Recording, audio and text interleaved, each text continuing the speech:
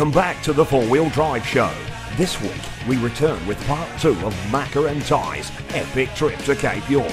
We check out all the action at the Manjimup Ag Show, and we show you a new four-wheel drive product direct from Adelaide. So sit back, relax, and remember, you're watching the Four-Wheel Drive Show, and we're taking you off-road.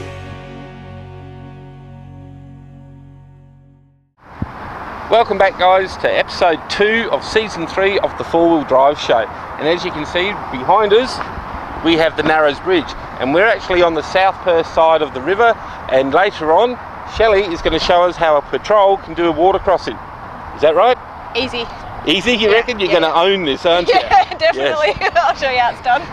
But anyway, guys, what do we have coming up? We've got part 2 of Macca and Ty's epic Cape York trip. Check it out. Epic. Definitely. Righto, we're here at Cape Tribulation.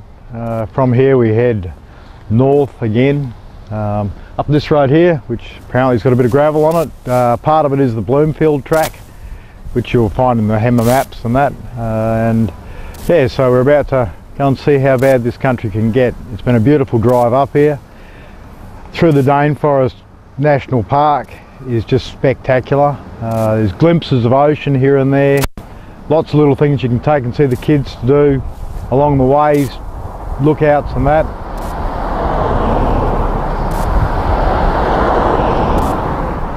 We've just pushed through pretty well to try and get here and get onto this Bloomfield track and head north and see how we go.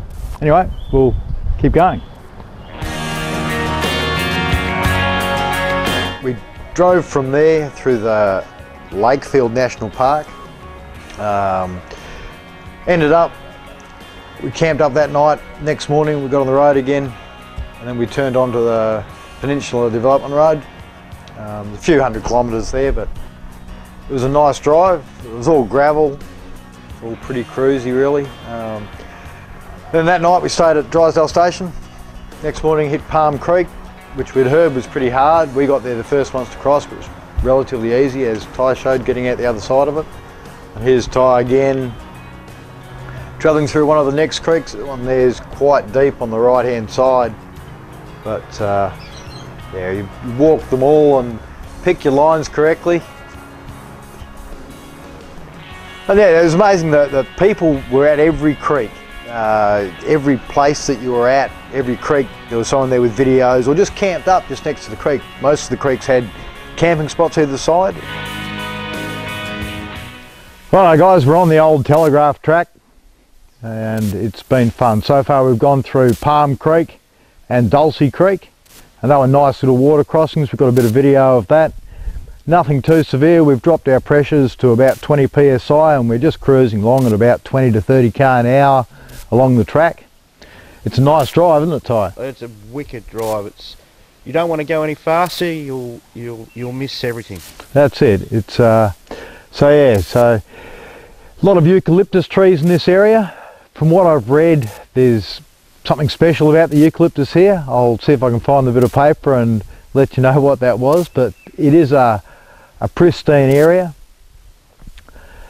It's quiet. I mean, we've hit it at the right time. It's relatively dry and dusty, so our vehicles will get through. In saying that, I want to be back here when it's wet and come through here with a car with big muddies and lockers and all that sort of fruit and see what the real adventure would be like. What we're doing is pretty soft, really, this time of year. It's an easy drive so far anyway. We'll see what Gunshot's like when we get there. Oh yeah, I think, I mean, we might be turning upside down very shortly. We never know what's around the next corner. Yeah, we won't be turning upside down, or if I won't be, Ty may try to, nothing to do with me. Anyway guys, we're going to keep on going and we'll talk to you all a bit later on. Catch you later. So from there we went along the old telegraph track. It was amazing. The creeks there were so nice, running clear water. Every creek that we came across we walked through and had a bit of a look. Some of them you just walked across and went, yep, that's a nice easy crossing. Some of them you had to think about a little bit more. So this waterfall here, whereabouts is that? Is that a passable bit, or is that further down? It's further down, downstream where we are. The track, most of the places along is well defined, and the crossings are well defined. This one here was probably one of the harder defined crossings that we came across. And why was that? You can see in the image there, the footage, the deep dark holes, and some of them are deep enough to swallow a Land Cruiser. They're reasonably deep, especially in the centre. Obviously, or a Ranger if it went in the wrong spot.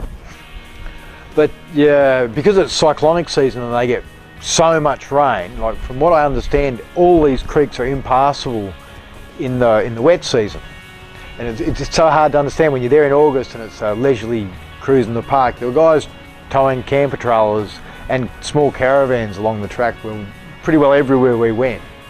Okay, so you had to go up the river a bit to find the spot. Yeah, had to turn up the river a bit and find the spot to come across. And there's more people. And people everywhere. Every creek you came across, people would either give you an idea of where to cross, say g'day, where are you from, how are you doing, especially when they saw the WA plates. It was, wow, you're from WA. Okay, we're on the telegraph track, the old telegraph track. We've been through Palm Creek and the one after that, which I think is Dulcie. Yep, it looks like Dulcie Creek. Road's got a few corrugations on it. You can probably see by the way the camera's jumping around. It's got a lot of off-camber bits and pieces where you're driving on your bit of an angle. We've dropped our tyres to 20 odd PSI and it seems to be working pretty good. I'm just cruising along at 30 km an hour. Now lost tyre, he's gone. He'll tell me if he comes across anything interesting. And yeah, it's just a beautiful spot. I mean, I suppose too, because we're travelling at 30 km an hour, you've sort of got time to have a look out the window and see what else you can see, and it's a nice piece of bush.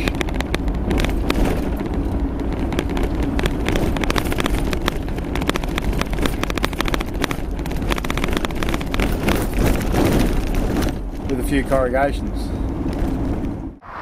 Well, that trip is just getting better and better, and I can't wait to see part 3. What's coming up next, Grizz? Well, next we went down to the Manjimup Ag Show and caught up with a couple of the extreme rig guys down there, and they put on a bit of a display, and I actually got to go in the pink pig. Oh, that would have been great. Yeah, it was good fun. I hurt myself, but hey, it was good fun. So let's go check that out.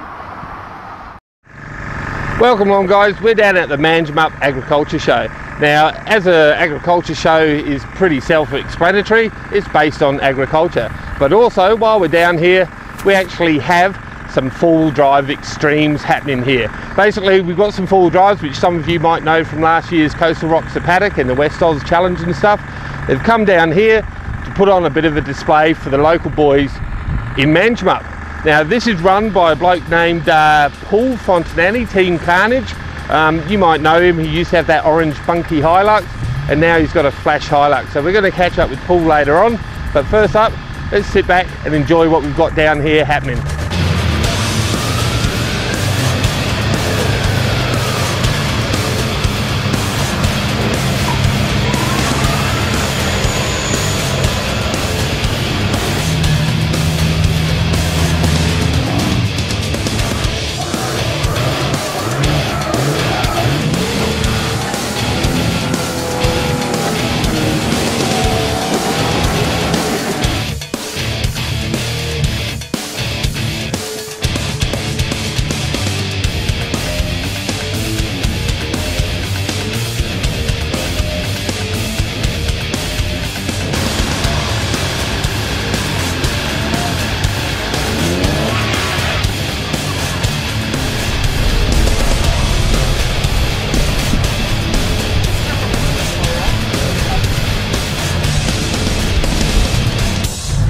Okay, this is our little mud hole we've created.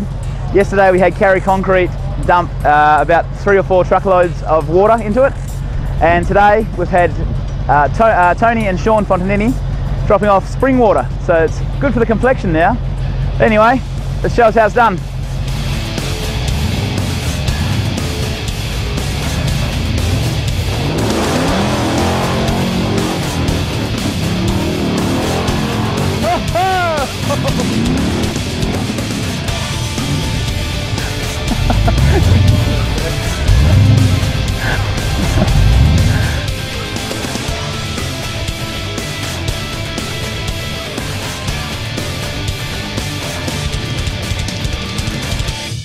Now I'm here with Paul from Team Carnage down at the Warren District Ag Show. I got that right, well done. Now Paul put this thing together, the Extreme Show, so tell us about it. Well, basically last year we did the first one. It was just an idea that the Ag Show had to get a few more people through the gate, a few more people into town, and they approached me to organise the course, and we've been in with the earth moving gear and carted in some rocks, tyres, logs, and made a bit of a course for people to play on. And set this up. Now I noticed, like from last year, you've got a few more cars come down. We have, yeah, we've got a much better turnout this year. Yep. I think everyone that came last year had a ball, and they sort of told everyone else. So yeah, we've. So this is only a start of bigger and better things for you. Hopefully, yeah. The plan is to get a permanent track set up. The track we've got here has to be filled in each time and redug and remade. That's a bit of a bugger. It is, especially when you're getting people to do it for you for nothing. So the plan is to try and get a permanent track. And how does that work with doing things for nothing? Lots of grovelling to everyone in town that has the earth moving gear. We've had Scotty's Excavations dig all the holes for us. They've been very helpful. We've had Terry Laddam's TL Dozing. He's carted the rocks in for us. We've had Diamond Chip Mill supplied some of the tyres. And Tom Winfield, who's one of the members of the Ag Show committee, has done a lot of work in here with his tractor. Oh, right. So, well, that's good. It's a good team effort anyway, and the local people have got in to support it. Yep, that's it. So now, we talked a bit about the Ag Show, but let's have a look at your car, mate. What have you done? Last time we saw it was this orange Hilux. It was orange, and basically we've painted it, obviously. We've got King Chrome on board as a sponsor, and so we've painted it in their colours, which is the nice bright electric blue. As well as that, we've done a few things like added a bit of bar work to it, a few little trim panels, an aluminium checker plate tray to make it look a bit more like a ute rather than a tractor. A few extra little things, like we've put a bit of blue lighting in behind here, which looks pretty cool at night time. Alright. And yeah. So you've kept the drivetrain as it was? Basically the drivetrain is unchanged. Yep. Yeah. We've added a winch to the front as well, I should mention that. Alright. Yeah, basically it's as it was last year, just looking a bit flasher. It does, mate. It certainly lifts the standard of vehicles, you know. It does look very nice. Now, with that, I noticed you got King Chrome, who obviously your major sponsors. They are the major Anyone sponsors. else you'd like to thank? Yeah, we've also, Wiseman Signs done all the signage for us. They did all the King Chrome signage for us. Did an awesome job. We've also got Bosch Power Tools on board as a sponsor. We've got Chameleon Paints. Chameleon Paints supplied us with the blue paint, free of charge. So that came up sweet. And the only other sponsor I've got to thank, I guess, is the missus. Again. You can never forget the missus. I forgot last year, so we better mention that one today. Never forget the missus. Well, mate, you certainly sorted out a great show for the people down in Manjimup and for the surrounding areas. And it's been a pleasure coming down here and seeing this. And we're going to have a bit more of a look around. Yep. And cheers for that, mate. Cool. Much appreciated. Yep, no worries. Those boys definitely are crazy. Next up, we've got our very first competition, and you can win yourself a set of Firelight driving lights. So for this competition, guys, all you have to do is send us your best nighttime driving shot. Now with that, we need the details of where you were, what you were doing, and who you are. So you send all those details, just email it to us at team@thefourwheeldriveshow.com, and the best one wins a nice set of Firelight driving lights. So, but first up, let's go have a chat to the guys from Firelight about their spotties. We decided to travel over to Adelaide to meet up with the designers and the manufacturers of the Firelight. Now, this is Paul and this is Dave. Welcome along, guys. Thank you very much. Firelight spotlights. Now, there's a whole lot of spotlights on the shelves today. What makes yours stand out? Well, I'm glad you asked. A lot of people have asked that question of late. Firelights have been designed from the ground up with value in mind. What we've looked to do is to bring extraordinary performance at a more affordable price. Now, cognizant of where the HID price points are in the market, through first principle design, we've been able to match and exceed HID performance in a halogen format, which brings a far more affordable light with extraordinary performance to the average four-wheel driver. Now, you've gone for the halogen light instead of the HID. What was the decision in that? Well, that decision was well thought through with respects to both light output, reliability, as well as performance. Dave has done a lot of research with respects to HIDs as it relates to light output, and certainly with respects to the colour renderings and things like that. So I might actually throw to David just to talk a little bit about the benefits of halogen over HID in this application. Right, okay. Take it away, Dave. Tell us all about it, mate. Yeah. We did a lot of research, as Paul said, on HIDs, and what we found was we had no aversion to using HID if it met our needs. Our needs were to try and have a light that had reduced glare, but we still had the performance we wanted of a HID if at all possible. Now, what do you mean by reduced glare? Okay, what you find is with HIDs, because of the Kelvin ratings of them, your eyes do not contract as much, so therefore you get more glare back from signs, and the lights then look brighter than they actually are. Okay. Okay. Yeah. So we searched around and we found a lamp that met our needs. With the one we've used a horizontal filament, and that allowed us to have a more oval light, which gave us a wider spread than you'll get with a HID, right? That has essentially a vertical filament. Yep. Okay. So you end up with a round spot. Okay. All right. So what you end up with is a lot of wasted light above and below the centre line. Okay. Well, that's a lot of information there to digest, mate. But we'll get back into that on how you can find out more info on that at the end of this. But first of all, guys, I see that you can pull your spotlight apart. Do you want to tell us about that? We might start with the lens. We've designed a very durable but yet sacrificial hard-coated lens. It's polycarbonate injection moulded, very, very low levels of stress. We run very, very hot dyes. Then we produced a hard coat system that increases its durability with respect to scratch resistance. Now, polycarbonate uncoated is notoriously scratch sensitive. We've recognised this, but we value the durability and toughness of polycarbonate. So what we've done is we've improved it by applying a hard coat to it.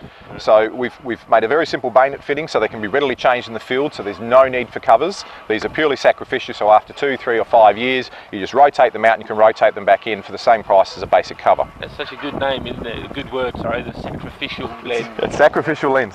Don't wish they all had that. Absolutely. Probably the next interesting bit is it looks very much like any other light housing. This has got a remarkably heavy wall section. It's about 4.8 millimetres. It's a composite engineering material which scientifically referred to as polyamide glass reinforced.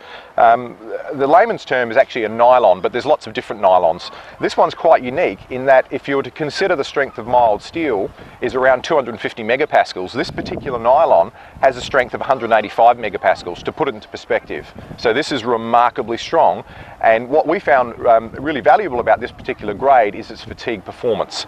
This particular product here has got extraordinarily long fatigue performance, and we've over-engineered it, many would say, but purely to cope with the types of frequencies that you'd experience on corrugated roads and the like. So it's very much an over-engineered product, but certainly fit for purpose, we find.